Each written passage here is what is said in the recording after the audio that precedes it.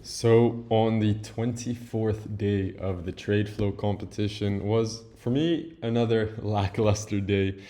Part of it, right? Totally happens. This is kind of that moment where you need to see whether or not you can maintain your discipline, whether or not you can sit on your hands and really wait for the setups that do align with what you're looking for, what you've planned to take, right? Instead of chasing price and going for moves that aren't there or that you weren't planning to take. Right? I see this a lot when it comes to people creating a start of week analysis, having their higher time frames in line Monday, Tuesday, Wednesday, and then afterwards, Thursday, Friday, you don't update your H1, H4, your daily, you're not looking at daily closes, and then you suddenly see an ETF pattern occur in the middle of nowhere, right, on M5, M15, you shoot it and boom, who would have thought those are the losses that you take?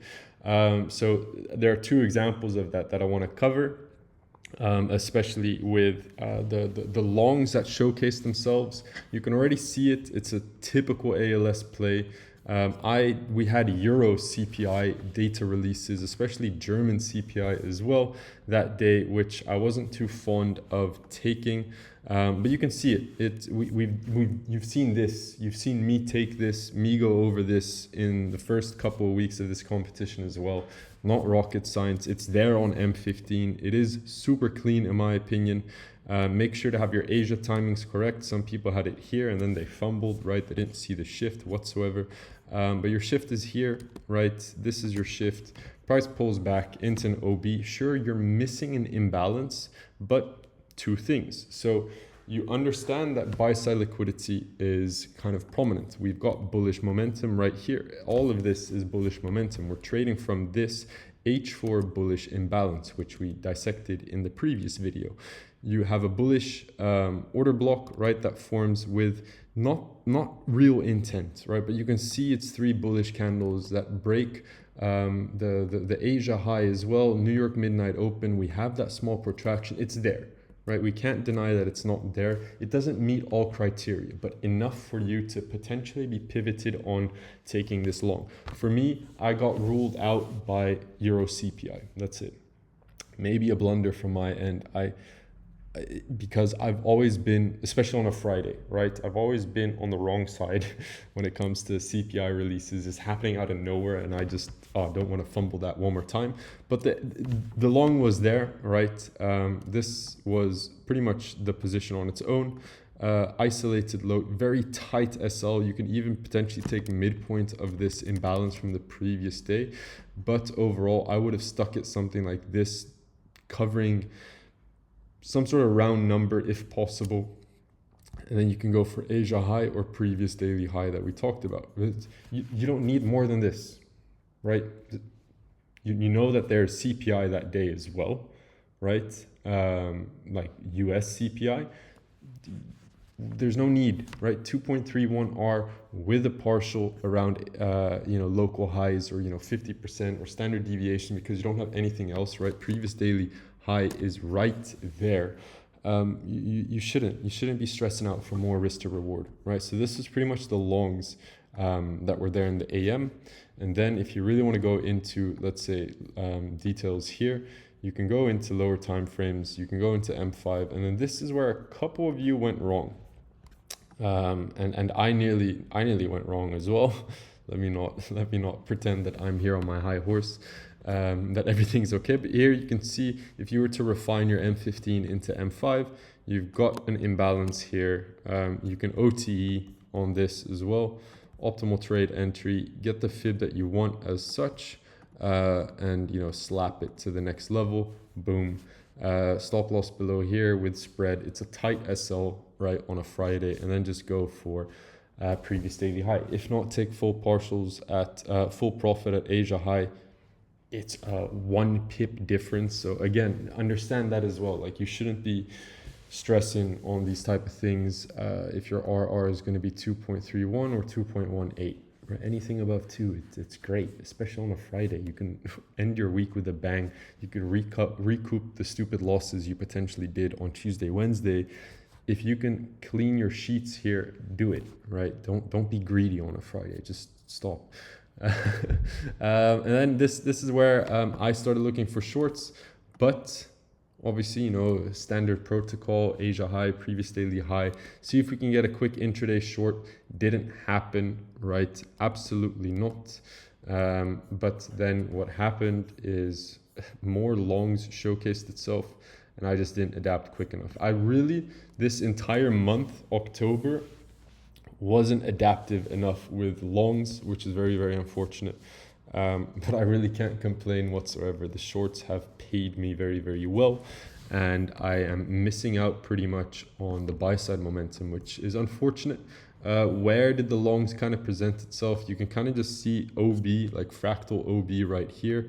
This was obviously where your M15 formed, and then you can kind of just see that taking this EU CPI data release into account, you can somewhat see that this becomes a feedback OB. Price then does the same thing, takes out a low, showcases intent, fractal order block, then you might be able to pivot it. But hey, who would have thought? This is US CPI 830. Again, ask yourself, can you reduce risk? Many people got knacked here on the competition, being shorts, holding shorts in CPI. You deserve to get knacked. Let's be completely honest. No reason to hold it over CPI. You're going to get slipped, especially with the whole government shutdown on your back. If you took shorts in this CPI on EU and you got your hands burnt, you should really be asking yourself a couple of questions with your risk management, right? 2 weeks government shutdown and you got the first CPI to slap you in the face. Boom, voila, you get knacked. Post CPI, there were a couple plays. Again, not my cup of tea, really not my cup of tea, but you can see entry models are there. For me, I close my books, right? It's all M5, it's nothing on M15. Don't ask yourself these things. Ask yourself if you are trading on a Friday and you want to stress out, and you know, at the end of the day, you're doing this for freedom. You're following this high income skill to get more freedom, to do everything on your own time. You really don't want to be the guy to be looking at your charts the entire day, chasing price just because you see an imbalance here and there, right? So let's not do that. Let's make sure that you guys are not on M5 after news releases. If there's nothing to look for, if there's no alert that you predefined or a level that was there that you could predefine to take, right? You look at H4 and there's one of two things, sure, and like this is what you do need to have. You go to H4, you can see that this CPI release tapped into this, right? This OB, but this sets ourselves up for something next week. You're not going to be trading off of this bounce ASAP, right? Just because, okay, hey, we got this level right here. I know there were guys that were in this short and trying to target these levels, but then you're holding it over the weekend, right? Not your cup of tea. This is an extremely, let's say, valid point, but it's from a news candle, right? If this is your shift, this is another inducement, and this is another inducement. You can see that order flow does somewhat get respected, but there's nothing, right? What you're actually doing is you're filling up this void from this bullish news release, right? What you've actually done is fair evaluated all of this. If you were to put some sort of volume-based tool here, such it's not going to show on forex.com, but you're going to see that this valuation would be here. So that would look something along just these lines, taking the bottom of this to this, and you'd see like, hey, potentially here your POC, right, in that imbalance. Not the case. It is okay. For me, nothing on a Friday. So 2 days where I see a position, right? I see the longs, I see the continuations, especially after going from this H4 imbalance, right? But just not playing it.